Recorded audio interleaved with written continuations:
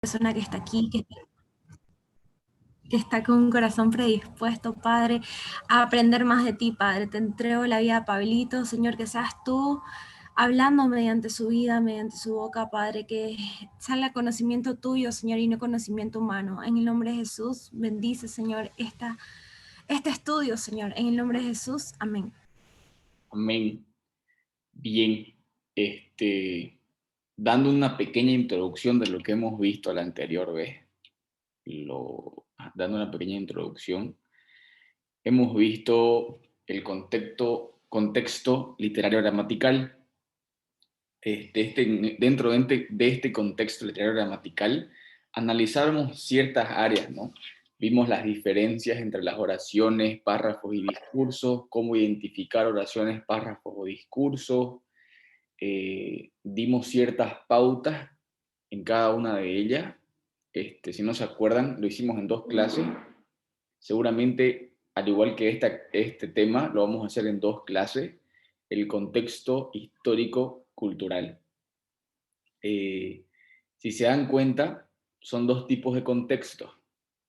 Contexto literario gramatical, analizamos la literatura, y ahora vamos a ver el contexto histórico-cultural, historia y cultura. Me encanta esta frase de acá, dice que este método, el método histórico y cultural, nos aleja de la subjetividad a la hora de estudiar la Biblia. ¿Alguien sabe qué es algo subjetivo?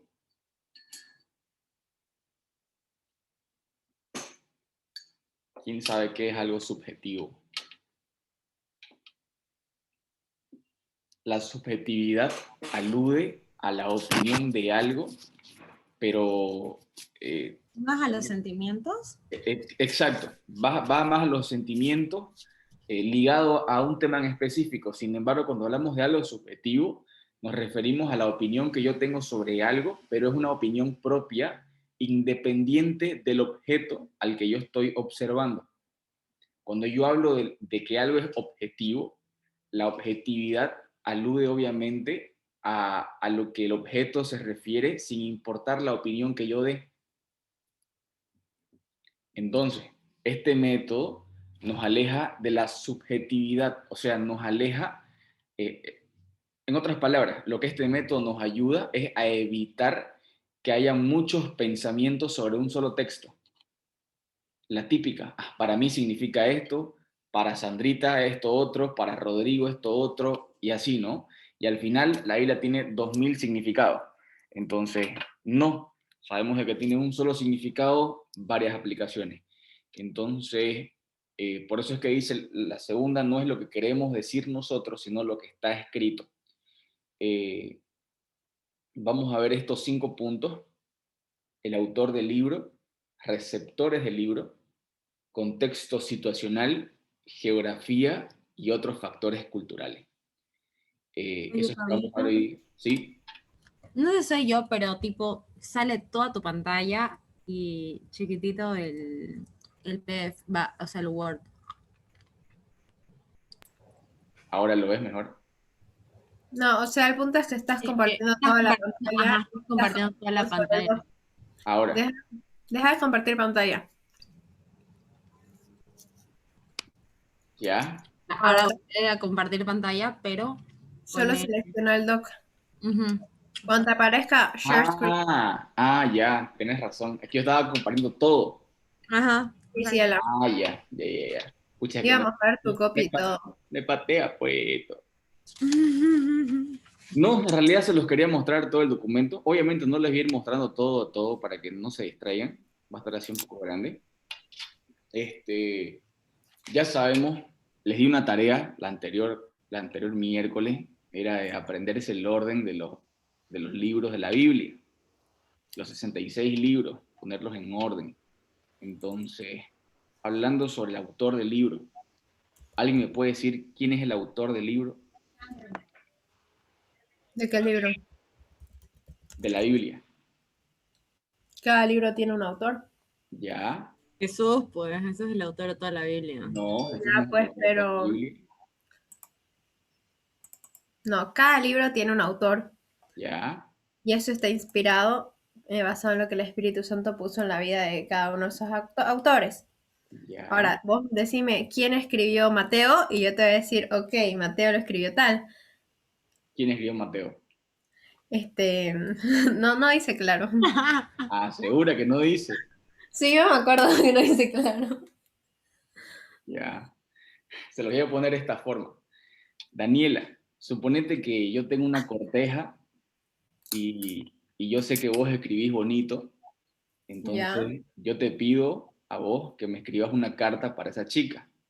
Y yo te ya. digo qué escribir. ¿Quién es el autor de esa carta? La chica no vos. Yo soy el autor de esa carta porque yo te dicté qué escribir. Entonces el autor sería el Espíritu Santo. Correcto. Lo cual, hashtag Dios, ok, ya te capté. Ya, ahora, bien.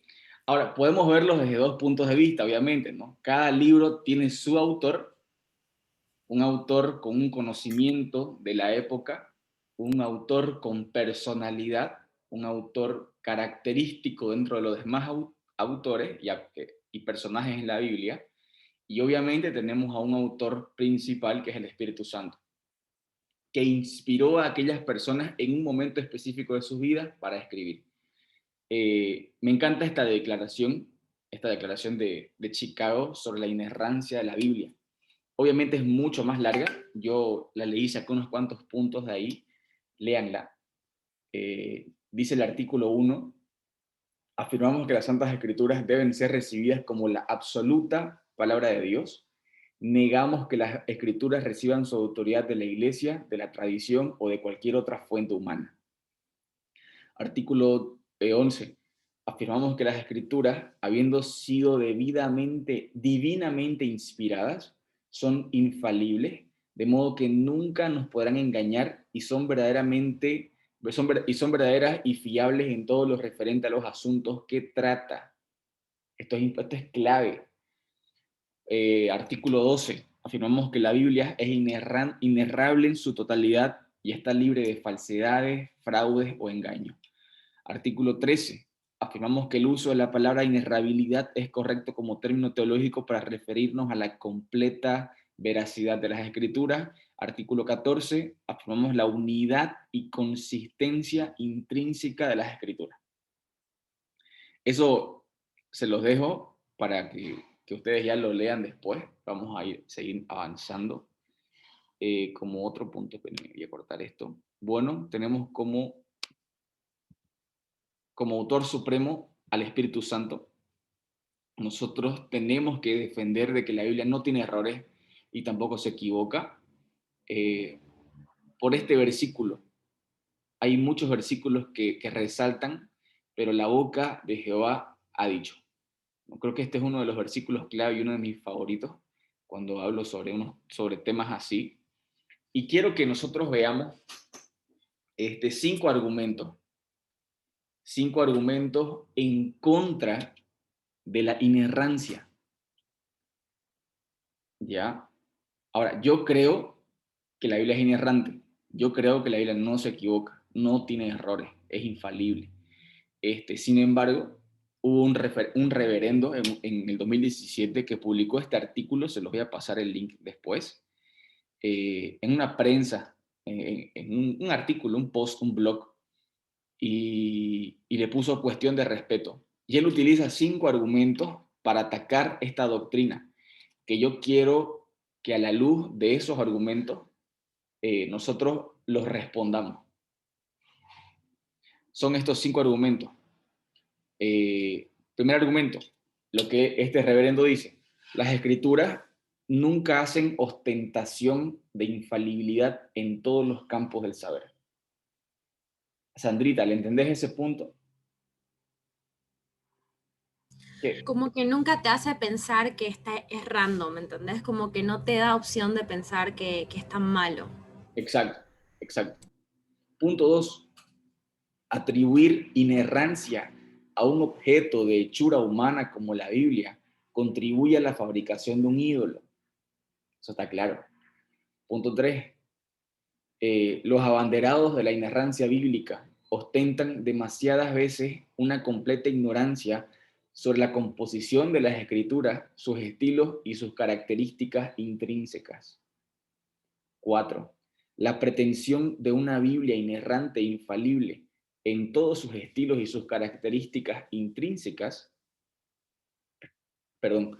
La pretensión de una Biblia inerrante e infalible en todas las áreas del conocimiento contribuye a una total postergación, cuando no disolución, del hilo conductor de las escrituras de su mensaje central.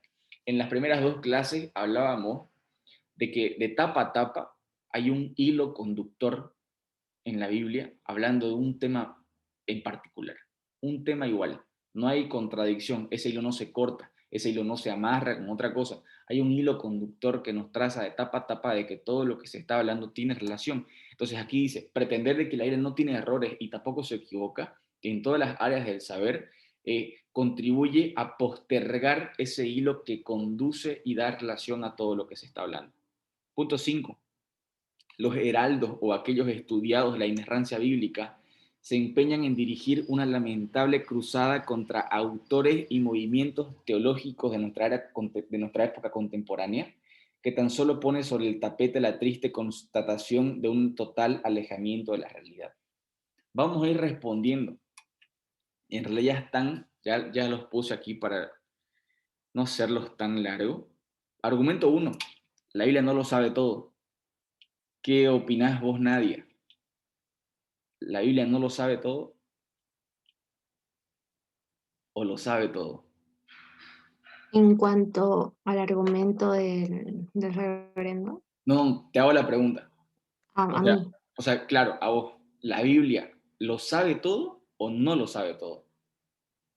mm, o sea, creo que específicamente no te habla de cosas concretas, ¿no? Pero vos, a la luz del entendimiento que puedas tener a través del Espíritu Santo, sí puede dar respuesta a muchas cuestionantes que vos tengas, digamos, ¿no? Ya, Entonces, mm, yo digo que sí en cuanto al entendimiento que vos le podés dar, pero ya no sé si eso cae en la interpretación, digamos. exacto. Entonces, en base a tu respuesta, yo quiero saber si lo que vos pensás es de que la Biblia, o sea, la interpretación bíblica tiene que ver con lo que vos sabés.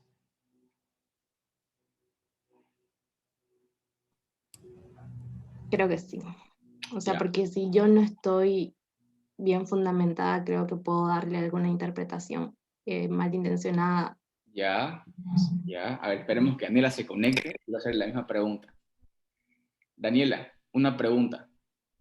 ¿La Biblia lo sabe todo o no lo sabe todo? Claro. ¿Para qué? ¿Cuál es tu sentido de la pregunta? La Biblia lo sabe todo. Mira, primer punto acá. Las escrituras nunca A hacen... ver, te lo voy a poner, ya sé que te voy a responder.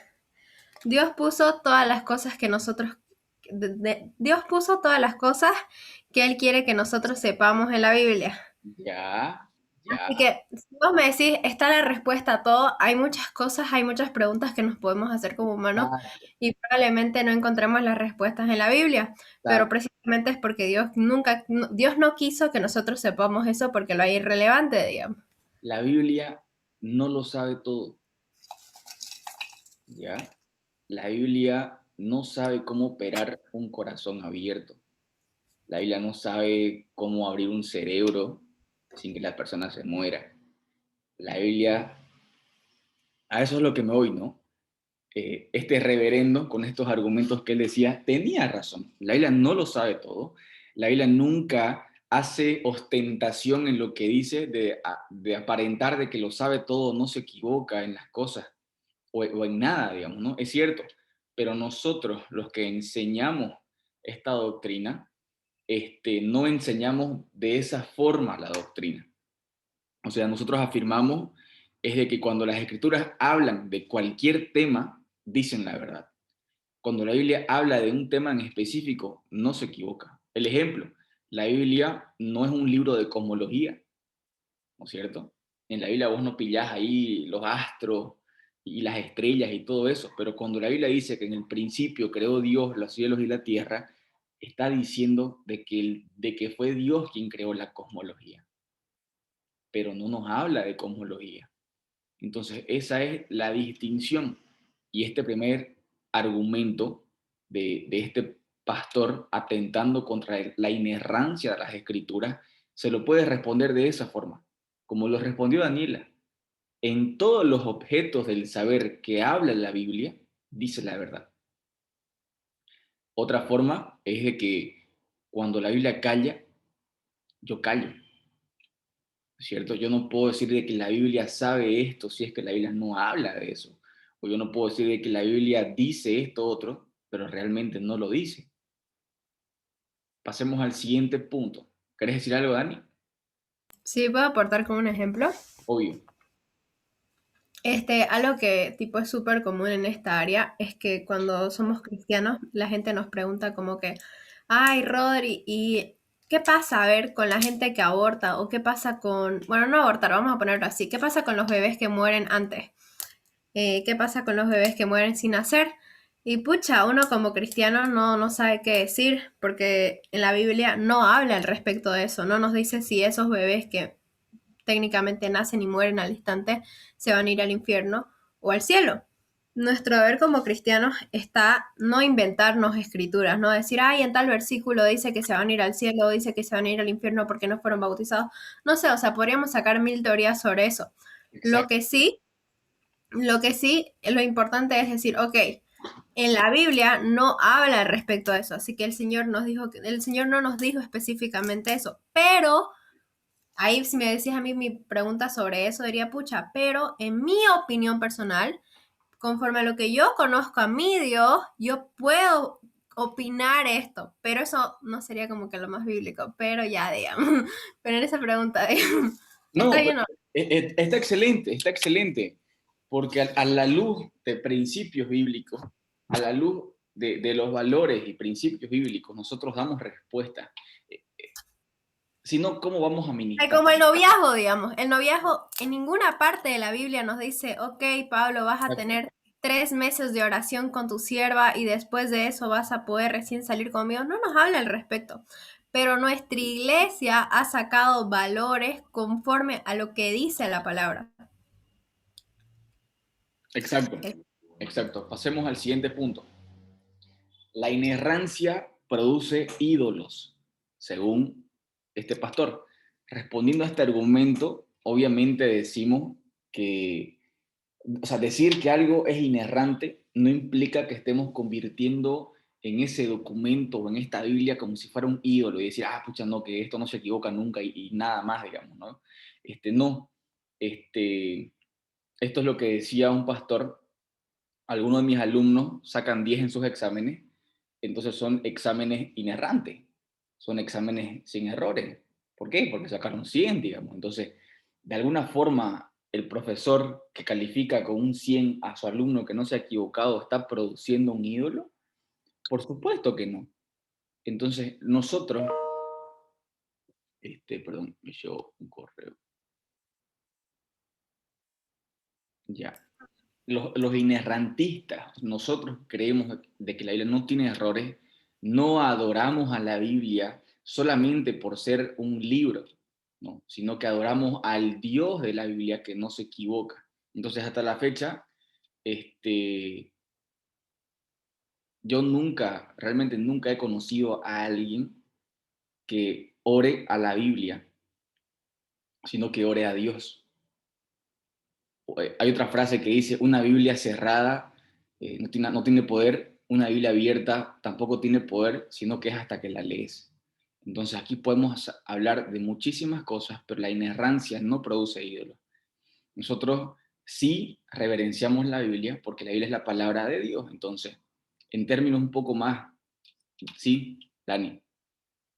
Que sea inerrante no lo convierte en un amuleto de suerte, porque muchas veces, o Exacto. sea, yo que era católica, vivía con mi Biblia, la llevaba mi mini Biblia al colegio, digamos, y decía, nada malo me va a pasar si estoy con mi Biblia, digamos, porque estoy con Dios, y no tiene nada que ver eso, el que sea inerrante no tiene nada que ver eso. Buena aclaración. Exacto, exacto. Creo que la mayoría de las casas ahorita, aunque sean nuestros abuelos, tíos, tienen una Biblia en un escritorio, ¿no? tiene una Biblia abierta, llenita de polvo, y siempre están abiertas en un salmo. Siempre están abiertas en un salmo. Por eso no quiere decir nada, digamos. Tercer argumento, la inerrancia carece de peso académico, al igual que el segundo punto. No tiene lógica, ¿sí? Este argumento. Este pastor Tellería se queja de la completa ignorancia sobre cómo fue compuesta y sobre el estilo intrínseco que tiene, que caracteriza obviamente al ámbito de la inerrancia. Entonces, ¿cómo se contesta esto? Hubo un post de la Sociedad Evangélica de Académicos Teólogos, donde prácticamente ellos se sintieron acusados y dijeron, bueno, pues entonces vos estás diciendo que todos estos pastores de renombre, todos estos teólogos, todas estas personas que han dedicado 30, 40 años a estudiar la Biblia, se equivocan. O sea, no es que se equivocan, digamos, la pregunta, sino que no saben nada de lo que están haciendo, ostentan una completa ignorancia sobre cómo fue compuesta. Entonces, yo creo que este argumento más va a las personas que a la propia Biblia, entonces es un argumento que carece de valor académico. Cuarto, el pastor cree que la inerrancia distorsiona o cambia el mensaje central de la Biblia. No lo voy a mencionar mucho este tema, pero se trata de, o sea, las escrituras fueron escritas en un idioma, pero aquí más o menos es como que las escrituras hebreas no separan verdades teológicas de un mundo empírico. ¿Sí? No hay tal cosa como una división entre lo sagrado y lo secular según lo que la Biblia enseña, ¿no? El Cristo de la fe resucita de una manera objetiva, de una manera real, no fue algo ficticio, fue algo visible, fue algo tangible, fue algo real. Entonces, una bibliología evangélica que divorcia, o sea, que separa la teología de lo empíricamente demostrable es falso. La Biblia es demostrable y es por eso que es real. No es de que haya a ciencia ciega creemos todo y nada más, digamos. No. O sea, podemos demostrar de que Jesús resucitó, podemos demostrar de que Jesús es el Hijo de Dios, podemos demostrar de que Cristo es el Mesías. Entonces, quinto argumento, los inarrentistas critican a los grandes teólogos. Según lo que este pastor dice, tampoco tiene lógica este argumento, por el mero hecho de que las personas inerrantes, los que creen de que la Biblia es inerrante, nos opongamos a cierta teología de algunos pastores, obviamente no quiere decir que sus posturas sean falsas.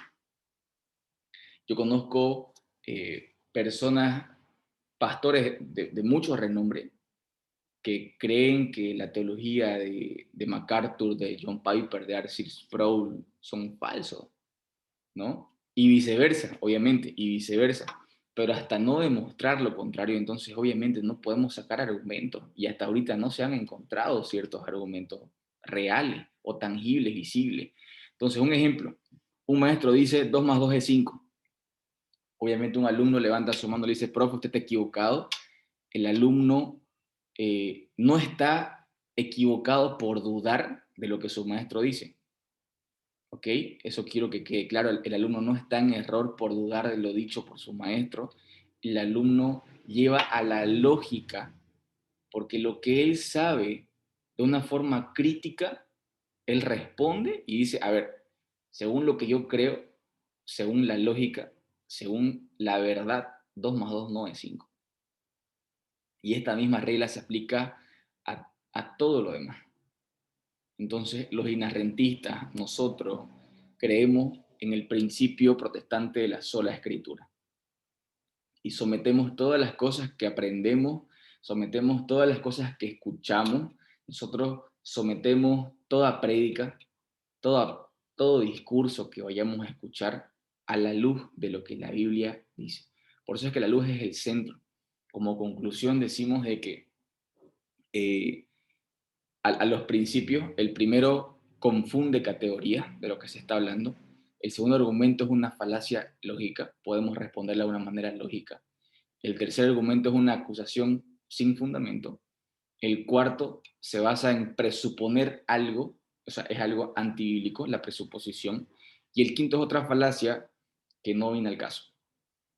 En total son 5 argumentos erróneos, que aunque sean defendidos por un académico pastor con doctorados en teología, sigue siendo 5 argumentos erróneos. Por eso quiero decirles que un pastor le diga las cosas no quiere decir de que ustedes tengan que creerlo a ciencia cierta. No, ustedes escuchan a ese pastor, retienen lo bueno, desechan lo malo y filtran toda la luz de la Escritura. Entonces, el Espíritu Santo es el autor principal de la Biblia. Obviamente, además del Espíritu Santo ser el autor supremo de la Biblia, hay autores humanos que escribieron la Biblia. Aproximadamente 40 autores escribieron la Biblia. Por eso es que decimos de que la palabra de Dios, la Biblia, es 100% hombre, 100% divina, porque fue escrita por hombres, pero fue divinamente inspirada por Dios. Entonces el Espíritu Santo no habló a través de robots, no utilizó a un burro para escribir la Biblia. El Espíritu Santo no la escribió la Biblia así de chiripazo y un día del cielo cayó una Biblia escrita, no.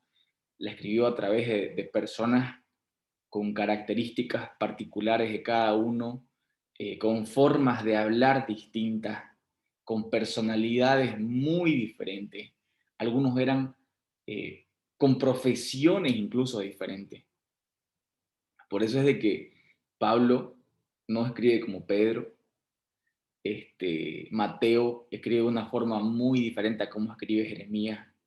Y ahí nos vamos dando cuenta de que cada uno tiene una forma de hablar, una forma de expresarse, cada uno tiene un conocimiento diferente porque vivían en distintos lugares, en épocas diferentes. Si vos te remontás hace 50 años en Santa Cruz, no había muchas cosas las que hay hoy. Y es por eso que la mayoría de los poemas escritos en antaño son o sea, obviamente son alegóricos, pero ocupan un conocimiento de la época. Y si vos ahora haces un poema, vas a tratar de que ese poema sea con conocimiento de la actualidad. Hacemos muy bien cuando investigamos todo lo que sea sobre los escritores humanos, para ver qué pasaba con esa persona, qué hizo esta persona, por qué momentos él tuvo que pasar en su vida ministerial, por qué escribió lo que escribió, por qué dijo esto.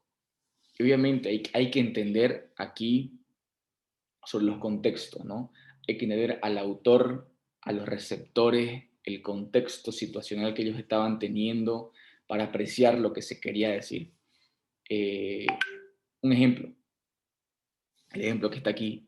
Si vos le preguntás a tu amigo si descansó algo anoche y te responde que le gusta el queso azul, obviamente te vas a dar cuenta de que esa persona no te escuchó, de que interpretó lo que le dio la gana, de que está loco. O sea, si la respuesta a una pregunta no tiene ningún tipo de relación, entonces vos no estás entendiendo la pregunta. Pero cuando la pregunta, por ejemplo, si yo te hago esa pregunta, yo como autor de la pregunta, direcciono la pregunta a un punto específico para que yo pueda escuchar una respuesta de sí, descansé bien o no, no descansé bien. Entonces, y si la respuesta no es lógica con la pregunta, entonces probablemente la persona que respondió no escuchó o escuchó mal o simplemente estuvo en otra. Pasa lo mismo con la Biblia. Para entender la intención del autor, para entender lo que está escrito, para entender qué es lo que Pablo quería hablar en Primera de Corintios. Yo tengo que meterme en Primera de Corintios, tengo que saber de qué se habla, tengo que estar en los pies de Pablo para poder entender obviamente el por qué él dijo lo que dijo. Ellos no son autores de nuestra época, son autores que vivieron en el primer siglo. O sea, un contexto totalmente diferente. Eran palestinos escribiendo antes de Cristo o en el primer siglo. Eso es importante, porque cuando vos lees ahorita algo en la Biblia, ocurre siempre, ¿no? Tratás de que lo que lees, asemejarlo a la realidad, a tu época, a tu contexto, y muchas de las cosas que leemos no tienen nada que ver con lo que está pasando ahora. Entonces, por eso es que es importante meternos en los zapatos. El autor, y aquí tengo un pequeño ejemplo. Primera de Pedro fue escrito por Pedro, pero nos damos cuenta de que Pedro en realidad hablaba, o sea, Pedro le dictaba algo a alguien para que escriba por él, porque Pedro no sabía escribir. Entonces, dice, por conducto de Silvano. Silvano era aquella persona que escribió Primera de Pedro. Por conducto de Silvano, a quien tengo por hermano fiel, os he escrito brevemente, amonestándoos y testificando que esta es la verdadera gracia de Dios en la cual está. Entonces, Pedro es el autor, Silvano, el que escribe, pero el Espíritu Santo inspira todo eso. Ahora, ¿qué es lo que nosotros hacemos con este tipo de contexto histórico-cultural? Muchos de los datos que te sirven a vos para entender Primera de Pedro y todo este contexto, sirven también investigar la vida no solamente de Pedro, sino de Silvano. Silvano aparece en varias ocasiones en la Biblia. En algunas ocasiones aparece como Silvano y en otras aparece como Silas. Y quizás como Silas se asemejan más al libro de Hechos. Hechos 15:41 dice de que Silvano fue elegido para dar los comunicados. Lo voy a buscar ahorita. Hechos 15:41. Miren, Hechos 15:41 dice, y viajaba por Siria y Cilicia confirmando a las iglesias. Desde el versículo 40, pero Pablo escogió a Silas y partió, siendo encomendado por los hermanos a la gracia del Señor, y viajaba por Siria y Cilicia confirmando a las iglesias. Entonces nos damos cuenta de que Silvano fue un enviado de Pablo a iglesias que estaban en Antioquía, en Siria, en Cilicia, y él fue el elegido para comunicar las decisiones que se tomaban en Jerusalén. Otro lugar donde se lo menciona en 2 Corintios 1, versículo 19, dice, porque el Hijo de Dios, Cristo Jesús, que fue predicado entre ustedes por nosotros, por mí, Pablo, Silvano y Timoteo. No fue sí y no, sino que ha sido sí en él. Entonces nos damos cuenta de que Silvano predicó junto a Pablo, predicó junto a Timoteo en la iglesia de Corintios y Tesalónica. Silvano, es que Silvano acompañó a Pablo durante su segundo viaje misionero en estos lugares, en estas dos iglesias.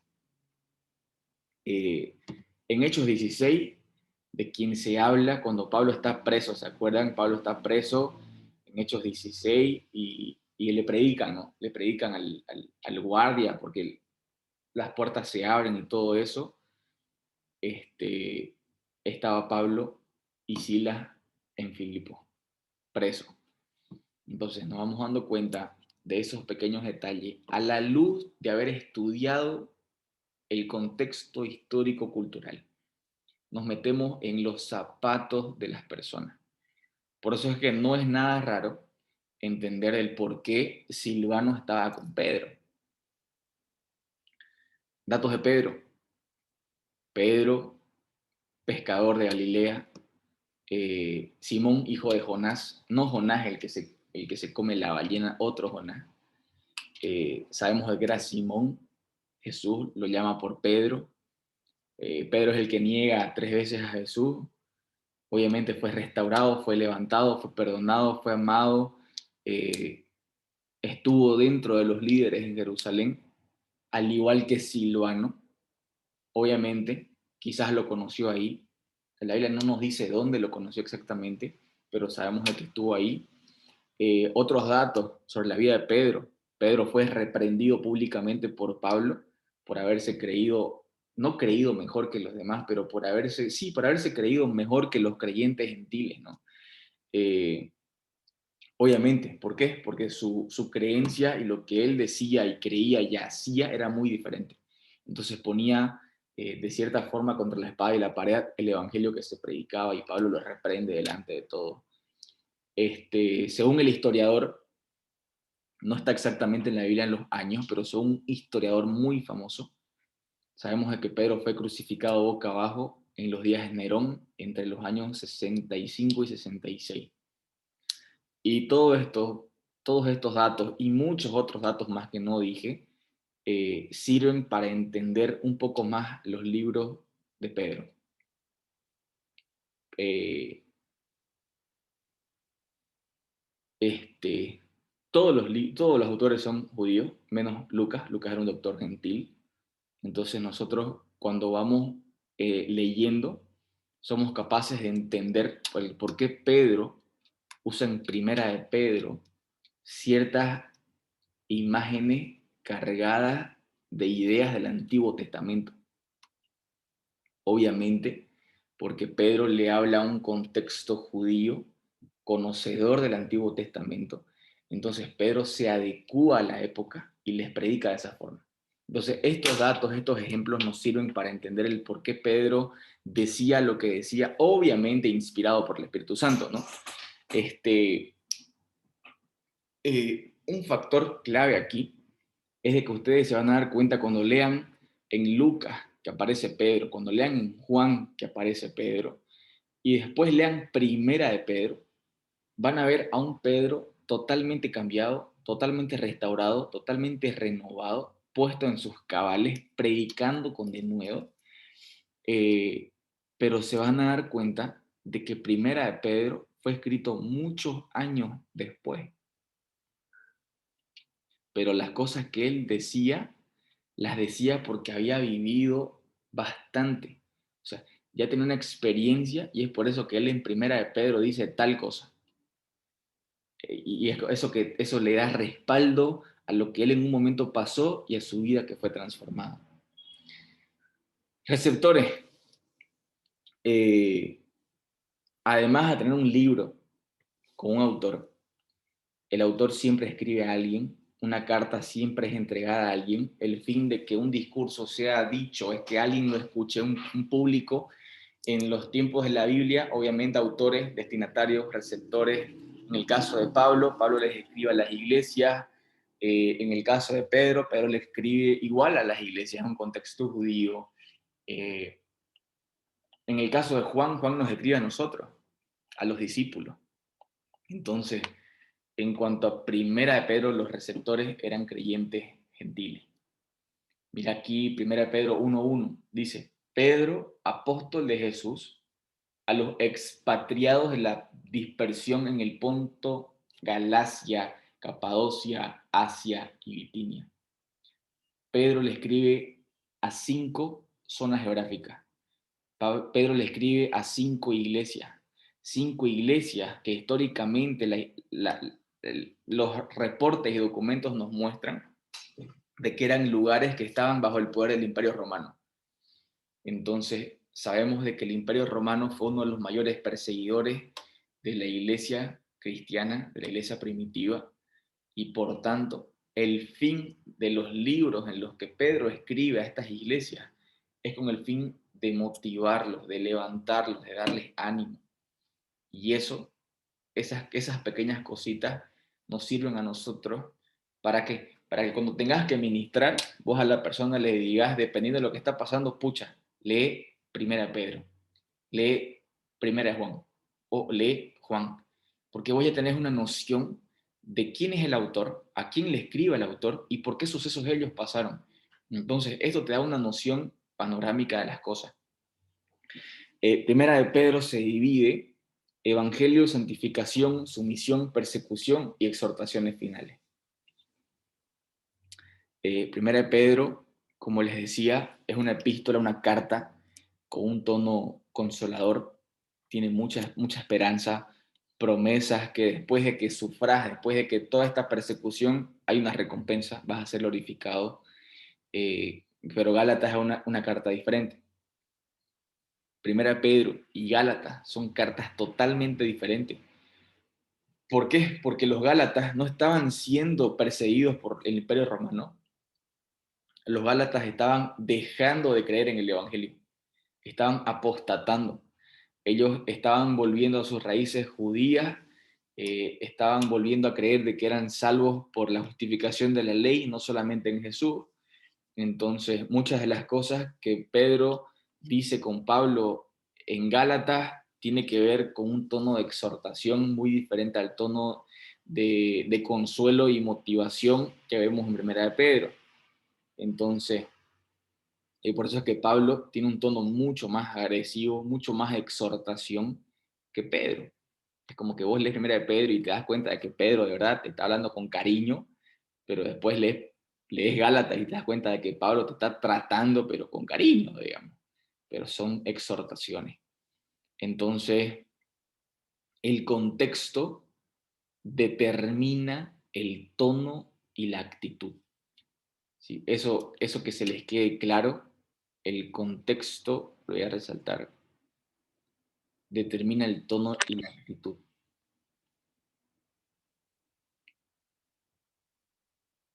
Veamos el contexto situacional. Nosotros ya vimos de que no podemos separar al autor de su realidad. Daniela vive en una realidad 2021. Pablo vivía en el primer siglo. Entonces, no podemos separar la realidad de las personas en el momento que ellos escribían. Y a quienes le escribían, obviamente. Si Daniela escribe un mensaje, lo va a escribir estando sentada. Si el apóstol Pablo nos escribe un mensaje, lo va a hacer quizás desde la cárcel en un momento de sufrimiento o predicándole a las iglesias mientras es perseguido. Entonces, ahí nos damos cuenta de que el contexto situacional va muy ligado o es muy importante para entender los distintos tonos que llegamos a ver en los diferentes libros de la Biblia. Como ya les decía, veamos el ejemplo de Pedro. Primera de Pedro, el contexto de la situación era la persecución, perseguidos por el Imperio Romano, primer siglo. Apocalipsis, Juan le escribe él estando en Patmos a los creyentes con el propósito de afirmarlos, porque igual estaban siendo perseguidos. Por eso es de que en muchas de las ocasiones en las que, en realidad en una ocasión en la que Juan les escribe a la iglesia, les dice que después de esto iba a venir algo mucho mejor, de que el Cristo iba a venir así como en la guerra de no me acuerdo quiénes, haciendo alusión a de que todos se iban a ir en contra de ellos, pero los que creyesen y se mantenían fieles iban a tener la recompensa. El contexto situacional de Gálatas, apostasía. Entonces, cuando estudiamos cualquier libro de la Biblia, tenemos que estudiar el autor, los receptores y el momento histórico en el que ellos estaban viviendo.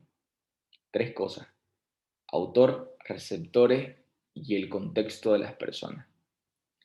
Bien esta nota. Hay libros que no son realmente situacionales. Proverbios.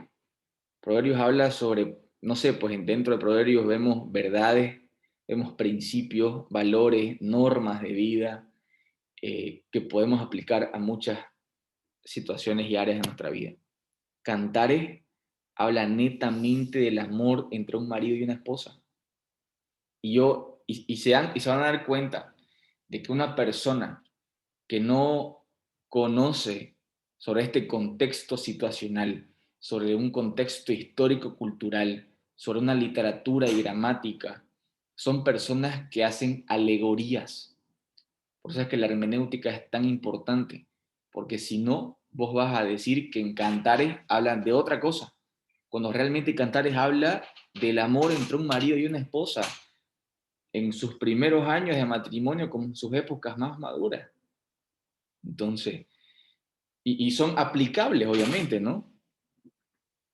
Entonces, la circunstancia histórica relativa a un texto es importante porque te va a permitir ponerte en los zapatos del autor, en los zapatos del receptor, vas a poder entender los problemas, el motivo del mensaje, vas a poder saber qué le incomodaba al autor, por qué estaba tan enojado cuando hablaba, por qué tenía tanto cariño a quienes les hablaba, y eso te va a permitir obviamente entender, digamos, ¿no? El por qué dijo lo que dijo y para quién dijo eso. Eh, como en todo lo que hemos hecho, ciertas pautas sobre cómo usar el contexto situacional. Antes que nada, quiero darles un tip. Cuando yo les digo que estudien estas cosas, no quiero que nosotros al estudiar nos centremos en cada grano que podamos verle en el cachete de apóstol Pablo, digamos, ¿no? O que nosotros así literal busquemos por todas partes de todo, y todo lo que pillemos haya esto, esto, esto y esto. No. Eh, el otro día escuché una frase que me gusta decirla, la escuché hartísimo, y es de que por enfocarnos en un árbol, descuidamos el panorama de todo el bosque. Y eso puede pasar. Vemos un detalle y nos enfocamos tanto en ese detalle que perdemos el enfoque de todo el contexto del libro o del capítulo. Y decís, no, que yo leí en internet de que cuando habla de un candelabro, el candelabro significa esto. De que cuando habla del número 42, el 42 significa esto. Pero cuando vos lees el contexto, así literalmente te das cuenta de que no tiene nada que ver eso. ¿Por qué? Porque te enfocaste en un árbol y descuidaste el bosque. Sigamos.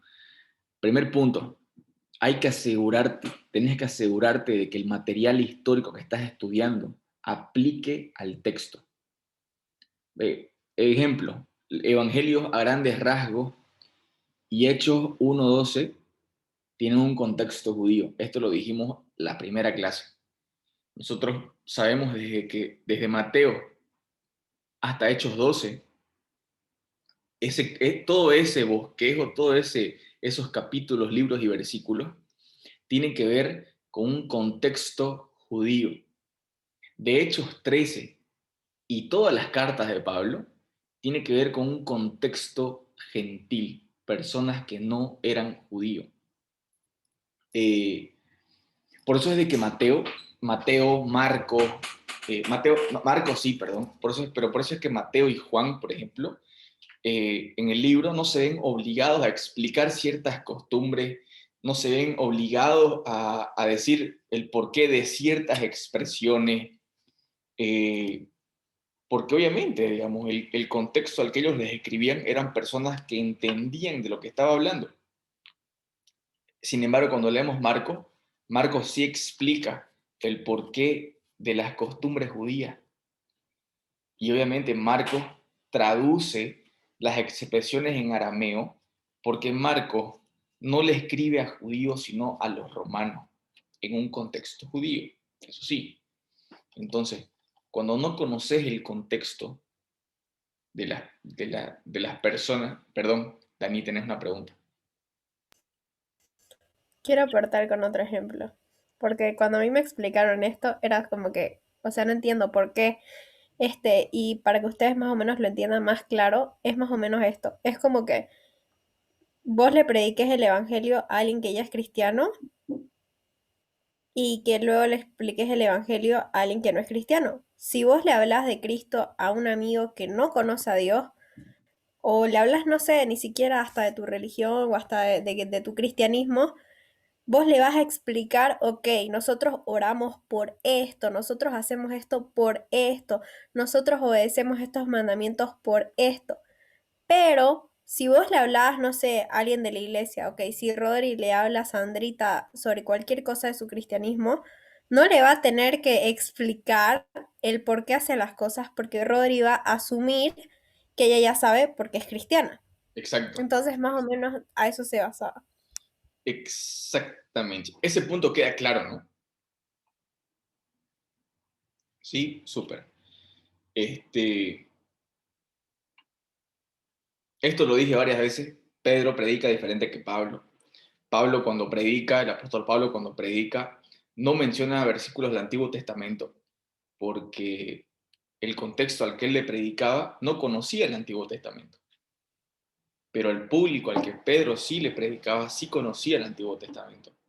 En Hechos 2, literal, esto lo dije antes, igual Pedro cita 3 pasajes del Antiguo Testamento. literal, dice así, y la escritura dice esto, y pum, dice un versículo que está en Joel, si no me equivoco. Dice 3 versículos en Joel, en un solo discurso. Pero Pablo no dice eso, porque Pablo le predica a otro público que no tenían Biblia, que no conocían esas culturas, que no conocían de esas costumbres. Es como que tenés que adaptarte al público y hablarle con un lenguaje que ellos te entiendan. Por eso es que en una pequeña familia, cuando vos predicás y vos le predicás a gente que es nueva, entonces vos tenés que hablarle con un lenguaje que no sea pues de iglesia, no un lenguaje eclesiástico, donde digas, no, de que, y la Santísima, no sé, y te inventes un montón de palabras así súper bíblicas, digamos, y las personas queden opas y no te entiendan porque el significado es mucho más profundo. Entonces, vos adecuás la forma en la que hablas. Sin embargo, no es que vas a hablar cualquier cosa, pero vos adecuás tu forma de hablar al público al que le estás predicando, porque el fin es que ellos entiendan. El fin es interpretar la Biblia. Y una forma más fácil de interpretarla es esta, entendiendo la situación, entendiendo el contexto que ellos estaban pasando. ¿Por qué tu madre te gritó cuando llegaste tarde? Ah, porque llegaste tarde, pues, ¿me entendés? Ahí entendés el por qué una madre le grita a su hijo. Juan 3:16, esto es clave, lo voy a resaltar. Uno de los versículos más repetidos, pero nosotros tendemos a leer este versículo con ojos del siglo XXI. ¿Sí? Tendemos a leerlo con un conocimiento actual de nosotros, ahorita, 2021. Y nos olvidamos de que Juan, espera, se está abriendo un documento. Ya. Y nos olvidamos de que Juan le escribe a un público judío. Lo vemos a Jesús evangelizando a un líder judío. Entonces, cuando Juan utiliza la palabra mundo, a lo largo de todo el evangelio de Juan, no se refiere a todos los seres humanos, sino a los gentiles. Por eso es de que cuando en Juan 3, cuando Jesús le predica a Nicodemo y le dice, después de haberle predicado y tenés que nacer de nuevo, y le dice, porque todo aquel que en él cree no se pierde y tiene vida eterna para que, o sea, le habla porque de tal manera Dios amó al mundo, no se refiere a todos los seres humanos, sino a los gentiles. Por eso es que para un judío entender eso era extremadamente chocante. O sea, Cristo ha venido no solo para ser el salvador del pueblo judío, sino también para salvar a los gentiles. Por eso es de que él dice a los judíos primeramente y al griego, ¿no es cierto? A judíos y gentiles. O sea, a todos aquellos que en él crean. No, no apliquemos nuestro contexto contemporáneo de ahorita al contexto situacional de la Biblia. La misma regla para el Antiguo Testamento. Esto quiero que tomen nota sobre estos tres de los profetas, tres tipos de libros. Están los profetas preexílicos, exílicos y postexílicos. Esto, yo sé que ahorita va a parecer un poco chino, pero ¿qué es lo que nos dice la Biblia cuando habla de los profetas? Marianinga, una pregunta. ¿Quiénes eran los profetas? ¿Qué hacían los profetas?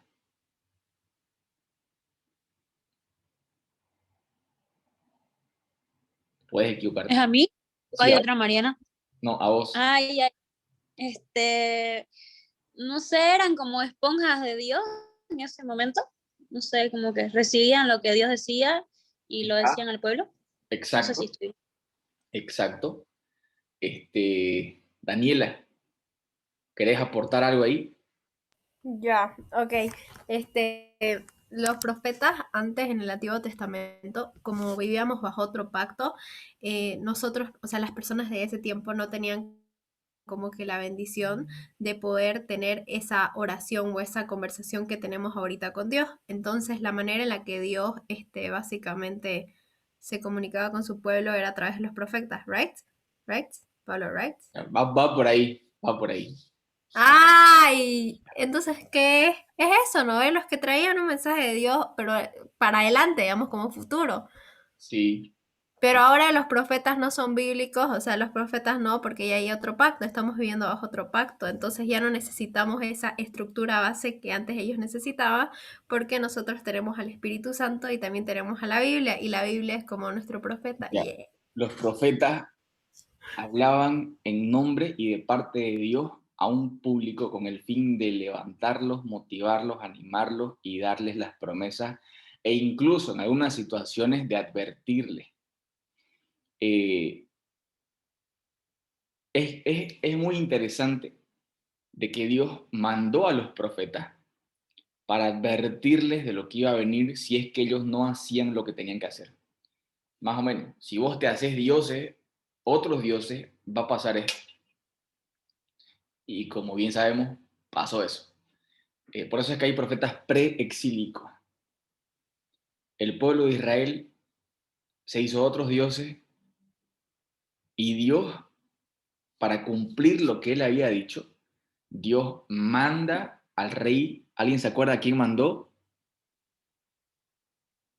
¿Alguien se acuerda a quién mandó para exiliar al pueblo de Dios de Israel? Miren, esta pregunta es clave. Al rey Nabucodonosor. Nabucodonosor, el rey Nabucodonosor, fue el encargado de exiliar, o sea, de votar, de sacar de la nación de Israel a los israelitas y llevarlos a Babilonia. Eh, por eso es de que Amós, Oseas, Miqueas, Isaías, Jeremías, Sofonías, Habacuc, Nahum y Abdías fueron escritos en un tiempo antes de que eso haya ocurrido.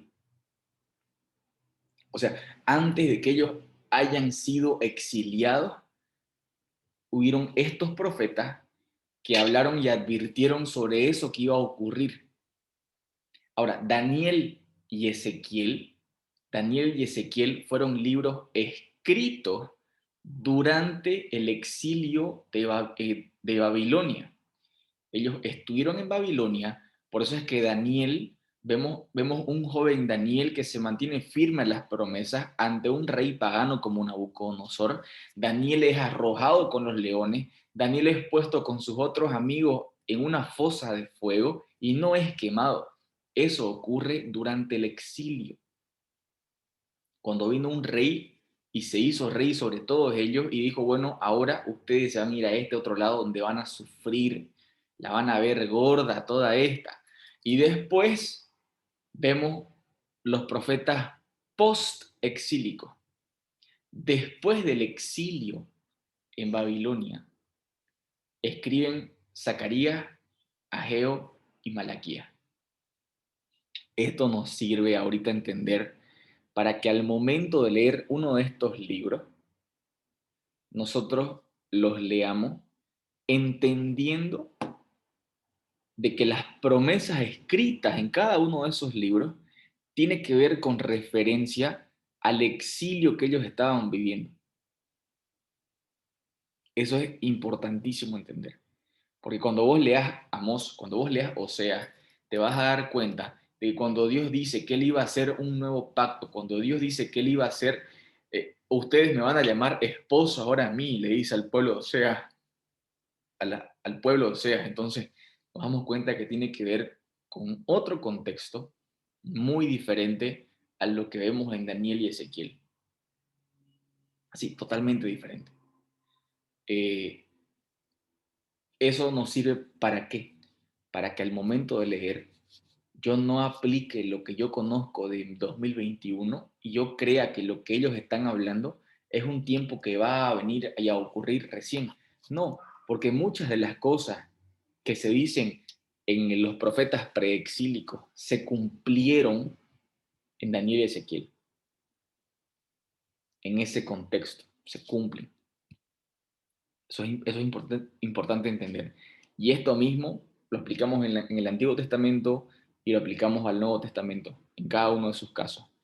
Entonces, antes de leer un libro, es bueno que te informes sobre la situación histórica para entender esos libros de una forma correcta. Punto 2.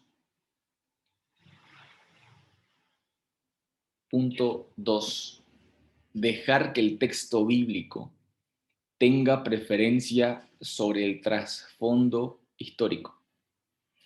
Ya, el texto es importante en la hermenéutica. ¿Sí? El texto es más importante que el trasfondo, por más interesante que el trasfondo parezca. Ahora, nosotros somos predicadores, no somos historiadores. El contexto, el trasfondo, puede iluminar un texto para entender mejor y que la aplicación sea más clara. Pero el trasfondo nunca tiene que colocarse en primer lugar. En primer lugar está el texto. Esta frase, en la hermenéutica estamos interesados principalmente en la Biblia, la enseñanza bíblica, y la historia nos ayuda a arrojar luz sobre ciertos pasajes.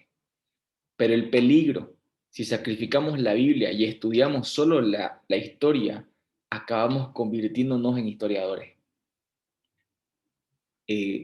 Por eso es que siempre en primer lugar ponemos a la palabra de Dios. Tercero, tenemos que emplear con precisión, con honestidad, con veracidad la información sobre lo que estamos estudiando del trasfondo o del contexto situacional. Les pongo este ejemplo. Este ejemplo de un estudio histórico que tuerce la Biblia. Dice, hay quienes han defendido la homosexualidad argumentando que Pablo la condenó porque en el siglo I la homosexualidad se practicaba, miren esto, se practicaba en el contexto de la idolatría. Ya, en el primer siglo la homosexualidad se practicaba en el contexto de la idolatría. ¿Por qué? Porque los homosexuales que afirmaban ser creyentes, y aquí dice, no, puesto que los homosexuales que afirman hoy ser creyentes no practican la homosexualidad dentro de ese entorno de idolatría, entonces concluyen diciendo de que la homosexualidad es legítima y está bien delante de Dios. Entonces, es verdad que la prostitución masculina se practicaba en ciertas sectas paganas del primer siglo y que la homosexualidad estaba muy extendida en los griegos, como en ciertos sectores de la sociedad romana, donde se asociaba con ninguna forma de ritos idólatras. Entonces Pablo no distingue la homosexualidad practicada en un contexto religioso y luego otros actos en un entorno privado. Lo que Pablo hace es condenar la homosexualidad en cualquiera de los contextos. Obviamente, hay gente que tuerce la historia, hay gente que tuerce la literatura, hay gente que tuerce la Biblia para que algo sea como ellos quieran. Nosotros somos hermeneutas, nosotros interpretamos la Biblia, no la historia. Entonces, si vamos a estudiar un trasfondo histórico, obviamente tenemos que ser reales, tenemos que ser honestos, pero como preeminencia, como primer lugar, ponemos a la palabra de Dios. Hasta ahorita, ¿hay alguna pregunta sobre esto? ¿Ni una? Ya, sigamos. Nos falta poquito, vamos a acabar hoy día. La geografía. La Biblia no fue escrita en España, no fue escrita en Estados Unidos, la Biblia fue escrita en Palestina. La Biblia fue escrita por aproximadamente 40 autores en aproximadamente 1600 años, 1500 años.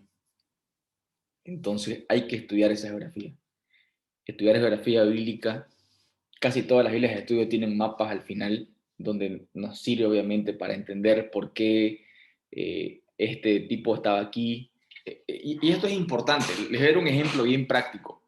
En Hechos 1, Hechos 1:8 dice, y recibiréis poder cuando venga el Espíritu Santo sobre vosotros y me seréis testigos en Jerusalén, Judea, Samaria y en los confines de la tierra. ¿Ya? El por qué Jesús dijo estas palabras va muy ligado al contexto geográfico. Se los pongo de esta forma. Jerusalén está abajo, Jerusalén está arriba, Judea al medio, Jerusalén, ¿cómo era? Ya no me acuerdo. Allá, Jerusalén está arriba, Judea está abajo y al medio está Samaria. Entonces, Jerusalén, Samaria y Judea, en ese orden. Imagínense, la cultura judía de Jerusalén, de Judea, de los judíos, decía lo siguiente: si vos sos hombre, no podés hablar con una mujer que no sea tu esposa. Si estás en la calle, no puedes hablar con otra mujer que no sea tu esposa.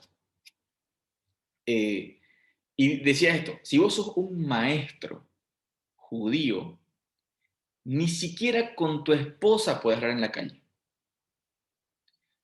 Ahora, esto es importante entender porque Jesús era un maestro y era un judío y le habló a una mujer en la calle y samaritana. O sea, y los judíos decían, ahora, no importa qué seas vos, pero no puedes hablar con un samaritano. Los samaritanos eran, por así decirlo, sangre mezclada, eran mestizos, eran judíos y gentiles mezclados. Esos eran los samaritanos. Los judíos eran considerados los mejores, ¿no? Los de sangre pura, los judíos puros. Por eso es de que para ellos mezclarse con los samaritanos era imposible. Entonces, por eso es importantísimo entender el por qué es tan clave Juan cuando vemos de que Jesús pasa por Samaria, le habla a una mujer samaritana y prostituta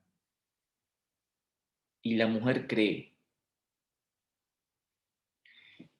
A eso es lo que se va en Hechos 1:8. Ese es el contexto, esa es la geografía. Nos ayuda a entender, a ubicarnos, el por qué Jesús dijo lo que dijo. Me seréis testigos en Jerusalén, Samaria y Judea y el confines de la tierra. Los cristianos en ese entonces, para ir de Judea a Jerusalén, el camino corto es irte recto pasando por Samaria. Lo que ellos hacían era darse una vueltanga, bordeaban el mar Mediterráneo y recién llegaban a Jerusalén. O sea, hacían prácticamente una doble caminata, el doble de recorrido. Todo por no cruzar por ahí. Por eso es de que Jesús le dice, a ver, ustedes van a llevar mi nombre en estos 3 lugares y en todos los otros lugares. Por eso es clave entender la geografía. Porque si no vas a decir, ya, hay que ser testigo de Dios en todas partes, digamos. No, lo dice siempre por algo. Entonces, y eso lo podemos aplicar de distintas formas, ¿no? La interpretación, el significado es ese. La interpretación es esa. ¿Cómo lo aplicamos? Puede ser de muchas formas. James Braga dice lo siguiente: sin una buena familiaridad con la geografía de las tierras bíblicas, no se puede obtener un conocimiento adecuado del contenido de la Biblia. Esa geografía incluye nombres, ubicación, relieves, como ser las montañas, los ríos, los recursos, clima, la distribución de habitantes y las localizaciones de los que habitaban respectivos lugares. Es un tema para estudiar demasiado, pero de nuevo les digo, nosotros no somos historiadores, nosotros interpretamos la Biblia. Entonces, no nos centremos en estudiar mucho la geografía, centrémonos más en la Biblia, pero la geografía juega un papel muy importante a la hora de entender el por qué se dijo tal cosa. Aquí. Miren, les doy los ejemplos. Para poder tener el Pentateuco, los primeros 5 libros de la Biblia, Génesis, Éxodo, Levítico, Número, Deuteronomio, tenemos que identificar de que la tierra de Egipto era al suroeste, quisito abajo, al suroeste de Israel. Israel estaba arriba. La península del Sinaí, la tierra de Canaán, donde era Palestina, la tierra prometida. Tenemos que visualizar el Mar Rojo. El Mar Rojo para el pueblo cristiano simboliza la liberación del pueblo de Egipto, la liberación del pueblo de Israel de Egipto. Los libros históricos, el país de Israel fue dividido en tribus, eso lo sabemos, los hijos de Jacob. Después de la muerte de Salomón, 10 tribus al norte, donde la tribu que era más conocida era la tribu de Israel, porque era la más grande, al norte. Entonces, por eso es que la nación muchas veces, nombrando a las 10 tribus, se refieren como una. Cuando habla muchas veces de Israel, se refiere a las 10 tribus del norte. Cuando habla de Judá, se refiere a las 2 tribus del sur, Judá y Benjamín. Benjamín era una tribu muy pequeña, Judá era un poco más grande, por eso es que se la conoce por el nombre de la ciudad más grande. Libros históricos nos sirven para apreciar lo que se está hablando. Israel al norte, Judá al sur. Libros proféticos. Identificar el gran imperio asirio. Sabemos que el imperio asirio fue quien oprimió a Israel durante 200 años y antes de que vengan los babilónicos, antes de que vengan el exilio de Babilonia. Jonás se levanta de un sitio que se llama Gat-Hafet, que lo vamos a ver más adelante cuando terminemos esto, donde prácticamente son unos 800 kilómetros desde la capital del imperio asirio. Por eso es de que para Jonás tener que irse directo a Siria era complicado. Él tiene que irse al norte, luego tiene que irse al este y después recién tiene que llegar al imperio babilónico. En los días de Jesús, la nación de Israel estaba dividida en 3 lugares, 3 partes durante su ministerio terrenal de Jesús. Al norte, donde estaba Pedro Galilea, en Jerusalén. Al centro, la región de Samaria, era la mezcla de sangre asiria y sangre judía, como les dije. Al sur, Judá, la Jerusalén, la capital, la ciudad de David, donde el mundo y los judíos se jactaban de ser los más religiosos, de respetar todas las normas. ¿Qué importa si el pelado se estaba muriendo en un día sábado? Por ser sábado no podías ayudarlo. Entonces, ellos estaban netamente de esa forma. Hechos y epístolas, sabemos por los viajes de Pablo, que es Asia, Mediterráneo, mar Mediterráneo. Ahí es donde el evangelio empieza a expandirse por todo el mundo, desde Hechos 2 en Pentecostés. Entonces, cuando entendemos un poco más de estas cosas, obviamente vamos a poder estudiar la Biblia mejor. Es como que vas a leer la Biblia y vas a entender el por qué un versículo menciona a tantas personas, por qué un versículo menciona a tantos lugares. También vas a poder estudiar sobre ciertas ciudades. Corintio, el ejemplo súper claro. Corintio es una ciudad conocida por ser inmorales sexuales, por ser fornicadores, y entonces eso me sirve a entender el por qué Dios quiso usar a esa iglesia para levantarla como una de las más importantes, a pesar de ser una de las ciudades más depravadas durante la opresión del Imperio Romano. Esta ilustración se las acabo de decir, lo de la mujer samaritana, lo pueden leer después. Otros factores. Aquí está la tarea. Ya, quedamos.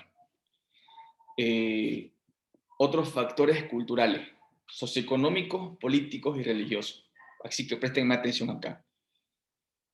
Si yo les digo Apple, si yo les digo un Apple Watch, si yo les digo quién fue el creador de Apple, ustedes saben quién es, ¿no? Mariana, a ver, Mariana, ¿quién es el creador del Apple, de los Apple Watch, del iPhone? Steve, creo. Sí, ¿no? Jobs, sí, exacto. Ahora, imagínate que a vos en el colegio o en la universidad te pidan que escribas un documento en el que prácticamente, ponete esto, si de aquí a 500 años alguien lee lo que vos escribiste sobre Apple, las personas de aquí a 500 años tienen que entender qué era Apple. ¿Ya? Apple, imagínate, de aquí a 500 años ellos pueden sacar sus conclusiones y decir, ah, no, pues Apple bien puede ser, no sé, una taza, una pelota, un sofá, o sea, a eso es lo que nos referimos.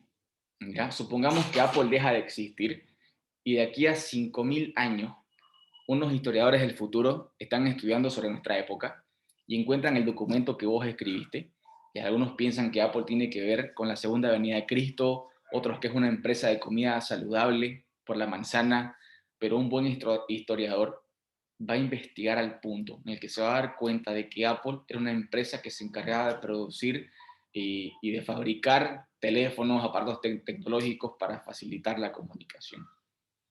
Nosotros, en nuestra época, tenemos factores económicos, políticos, religiosos, sociales, ecológicos incluso. A nivel socioeconómico, usamos los billetes, el dólar boliviano, euro, yenes, euro.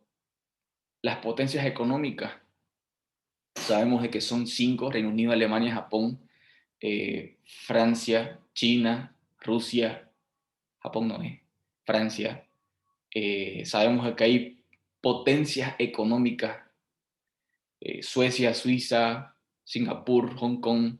Entonces, miren, los creyentes en otro lado del mundo tienen más plata que quizás muchos de los creyentes del primer siglo. Eso es importante entender. Entonces, en lo político, tenemos socialismo, tenemos en algunos lugares como en Reino Unido la monarquía, donde hay reyes, tenemos gobiernos capitalistas, populistas. En lo religioso, Bolivia, el 96% se declara creyente, el otro 4% ateo o agnóstico. Entonces, la tarea que yo les voy a dar, voy a dejar de compartir para que no la vean. Se la voy a pasar ahorita. La tarea que yo les voy a dar, obviamente a la luz de lo que acabamos de leer ahorita. ¿Dónde está? ¿Dónde está? Aquí está. Ya, lo voy a copiar y se lo voy a mandar al grupo de WhatsApp para que ustedes lo hagan.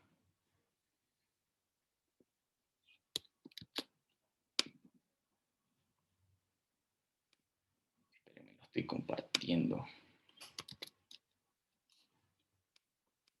Ya. Si miran el WhatsApp, esa es la pequeña tarea que voy a dar.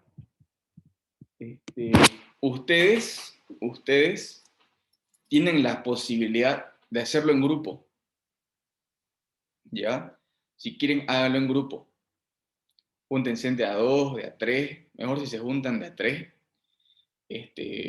Tómenla en cuenta a Sandrita, obviamente, porque ella estuvo. Tómenla en cuenta a ella. Así hacen grupo. Somos 6 personas, tomando en cuenta a Sandrita. Somos 6. Así que hagan esos grupos. Pueden ser 2, 3 grupos. Si quieren, hagan solo. Pero lean Jonás. Lean el libro de Jonás. Y a la luz del libro de Jonás, traten de responder esas preguntas ahí. No para ahorita. Es para la siguiente vez que nos juntemos. ¿Ya? ¿Se entendió la tarea?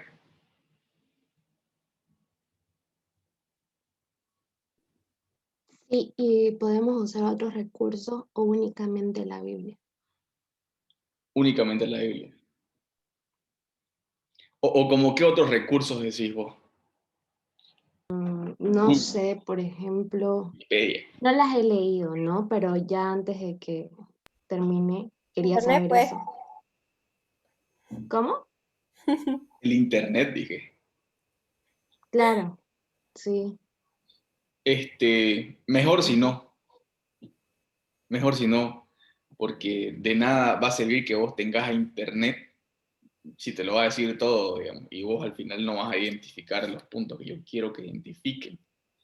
Creo que es clave, la verdad que Jonás es uno de los libros donde podemos ver todas estas cosas que estamos hablando, donde ustedes se van a enfocar.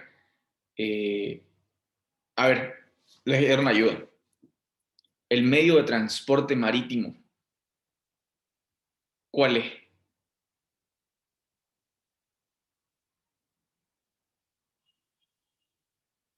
Barco, pues, lógico. Ya, ahora, exacto. Ahora, lo que yo quiero es que ustedes me digan, a la luz de Jonás, cómo ellos describen los barcos.